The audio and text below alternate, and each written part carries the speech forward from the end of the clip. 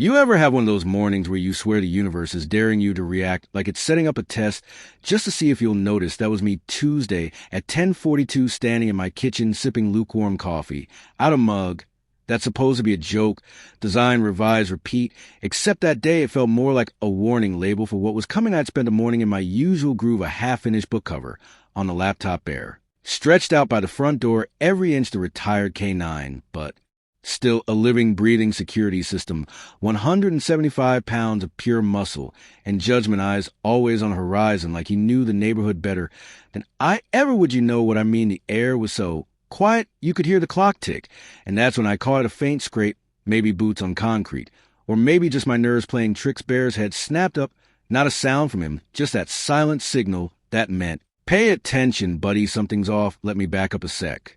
Because Bear's not just a dog, he's seen things, real things, spent most of his life keeping people safe.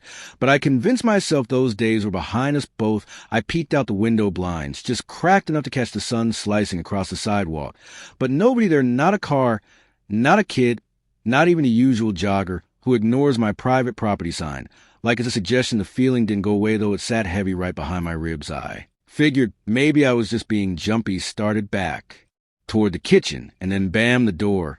Didn't knock, it exploded inward, wood and metal spraying like shrapnel hinges, screaming. And suddenly there's two guys on my floor dressed up in matching navy windbreakers with HOA enforcement slapped across the front like they just invented authority. No warning, no introductions, just boots, gloves, radios, and a vibe that said this wasn't their first time one of them big square jaw probably used to. Getting his way shoved me to the floor and barked something about violation of Code 37B, which I'll remind you is hilarious, because I don't even live in an HOA. That's why I bought this place. The other guy hovered near the door, talking low into a walkie, scanning the room like he was expecting backup, or I don't know, an illegal garden gnome to jump out of. My phone was on the kitchen island, just out of reach. And these guys move with the kind of confidence that only comes from knowing most folks won't fight back. The one barking orders flashed a badge. Plastic, crooked, not fooling anyone, except maybe himself. And right then, something in me flipped. Fear melted into pure, ice-cold anger. This wasn't confusion. This was an invasion. And they picked the wrong house to play make-believe cop. What these geniuses hadn't considered was Bear. He didn't make a sound, didn't bark, just rose slow and silent. Like a storm rolling, the big guy stepped toward me. And that was it. Bear went from 0 to 100, a blur of fur and muscle launching across the room with a growl that made the walls vibrate. The guy barely had time to turn before Bear clamped down on his forearm, not wild or out of control, just enough to pin him, hold him, let him know this was a movie. The scream that came out of that man could have shattered glass. The second guy froze hand halfway to something on his belt, pepper spray, or maybe a taser, but Bear was already in control. I scrambled to my feet, adrenaline making my vision tunnel, grabbed a lamp like I was going to do something useful, but really Bear had it handled. "You picked the wrong house, pal," I said, voice shaking, but louder than I expected. The guy Bear had pinned was sobbing, now his radio crackling on the floor. "Get the dog off me." The other guy, he bolted right out the door, tripping over the busted threshold and tearing down the street.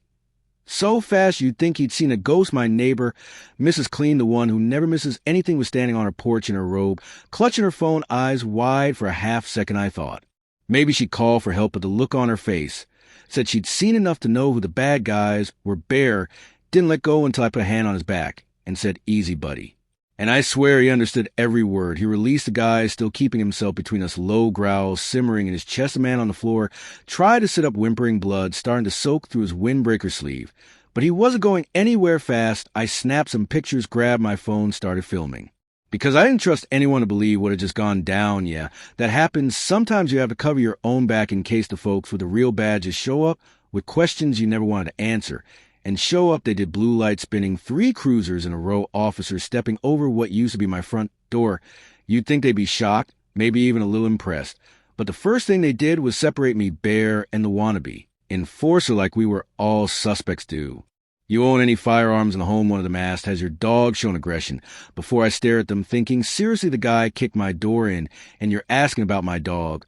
But the looks they exchanged told me there was more to the story. They'd seen this before, maybe not here, but somewhere close. Turns out these guys weren't real HOA, weren't city, weren't anything, but self-appointed compliance advisors from a committee in the next development. Over they thought they could scare folks into conformity, keep the property values up, make the neighborhood look right. Whatever that means, the real HOA When I finally got through to them, were just as stunned as I was. We don't authorize private enforcement, they said, and we definitely don't police homes outside our own area. All that authority, just a prop now hears.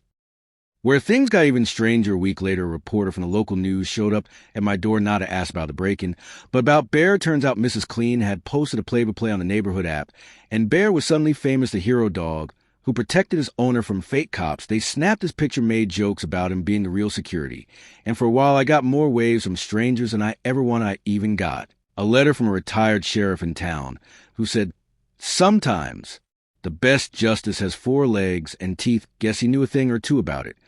Anyway, 3 weeks later, we ended up in court. The man Bear took down showed up with his arm in a sling as lawyers spinning tales about excessive force and unleashed animals. My attorney played the security footage, showed the fake badge, read out the real HOA statement.